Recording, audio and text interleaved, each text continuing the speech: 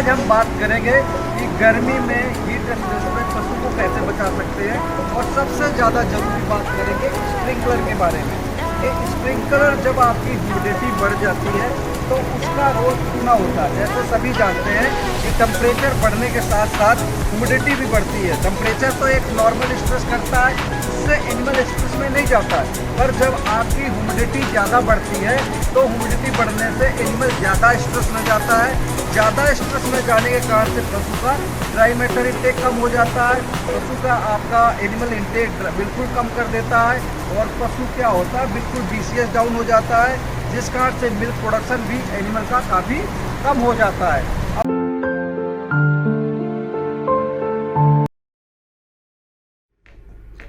नमस्कार, सत श्री अकाल। मैं डॉक्टर प्रमोद आज से आप सभी किसान भाइयों को स्वागत करता हूं। आज हम सभी किसान भाइयों के लिए लेके आए हैं स्पेशल टॉपिक हीट स्ट्रेस। कि हीट स्ट्रेस में हम कैसे अपने पशु का रखरखाव कर सकते हैं और उससे कैसे बच सकते हैं, उससे आपको कैसे हमको बेनिफिट्स हो सकते हैं। तो सबसे पहले बात करते हैं हम हीट स्ट्रेस की।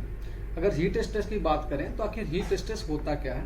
तो हीट स्ट्रेस एक सिंपल सा फंडा है कि कोई भी एनिमल्स का या कोई भी व्यक्ति का दो तरह से अगर हीट ऑब्जर्वेशन होता है, कोई भी चीज़ या हीट एक्सटर्नल जैसे कि बात करें सोलर रेडिएशन है या कह सकते हैं जो आपकी डायरेक्ट रेडिएशन आ रही है उसके थ्रू जो एनर्जी आ रही है, और दूसरी बात करें जो बॉडी की मेटाबॉलिज्म एनर्जी है जो इंटरनल निकलती है।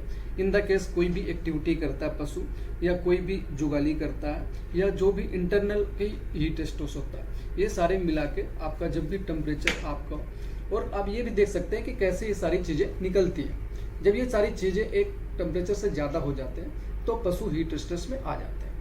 अब इससे बचने के लिए हमें आखिर इससे होता क्या क्या है, नुकसान क्या है, ये भी जानना बहुत ज़रूरी है।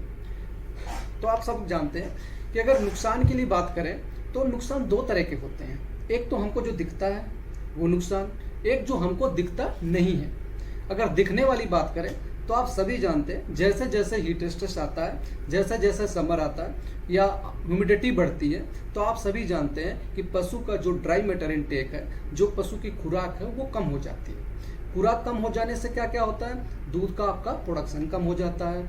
बहुत से किसान भाइयों की ये भी शिकायत आती है कि दूध के प्रोडक्शन के साथ साथ उसका जो फैट है, जो फैट SNF है, इन द केस कह सकते हैं जो आपकी मिल्क की क्वालिटी है वो भी कम हो जाती है। इसके साथ साथ और बहुत सारी चीज़ें हैं। इन द केस जैसे पानी का इंटेक आपका बढ़ जाता है, और इसके साथ कुछ चीज़ें होती हैं जो हमको दिखती नहीं है। उसमें जैसे बात कर सकते हैं कि आपका एसिडोसिस की बात करें कि अगर जैसे जैसे गर्मी आता है तो एसिडोसिस के चांसेस ज़्यादा बढ़ जाते हैं, जिससे क्या होता है आपका पूरी तरह से डाइजेस्टिबिलिटी नहीं हो पाती।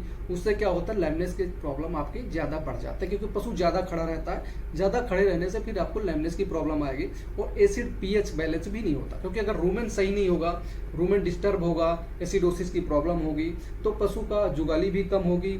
जुगाली कम होगी तो पशु का आपका फैट डिप्रेशन में भी जाएगा, पशु का मैनोर भी अच्छा नहीं होगा। तो इन सब चीज़ों से आप उसको कैसे बचा सकते हैं।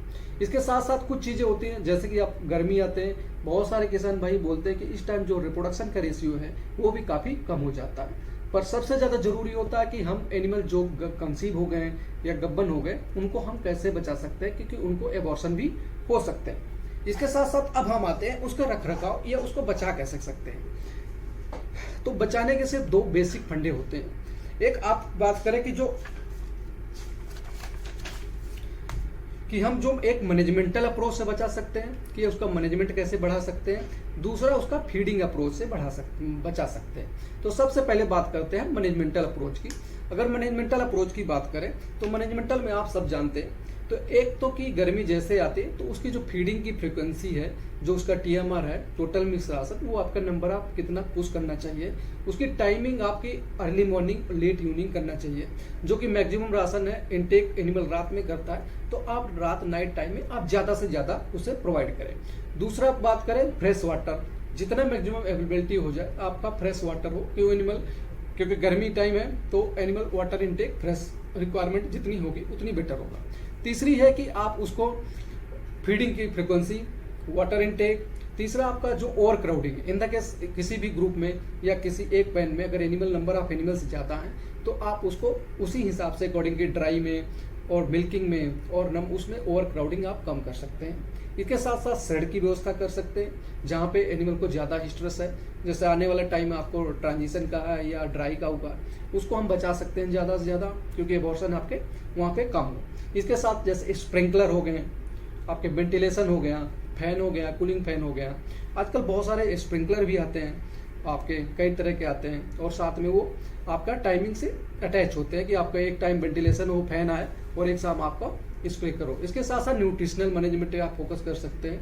न्यूट्रिशनल मैनेजमेंट के लिए आप क्या कर सकते हैं, ज़्यादा से ज़्यादा आपको फाइबर डाइट प्रोवाइड करना है और energy starch rich diet provide करना है, ज़्यादा से ज़्यादा एनर्जी हो उसमें, और जितना फ्रेश हो और जितनी टाइमिंग हो उतना बेटर है। साथ साथ आप एसिडोसिस की प्रॉब्लम के लिए बचने के लिए उसको बफर, मिनरल्स और साल्ट की व्यवस्था करें, जिससे क्या होगा, पशु की एसिडोसिस की प्रॉब्लम कम होगी और आपका पशु हेल्दी होगा।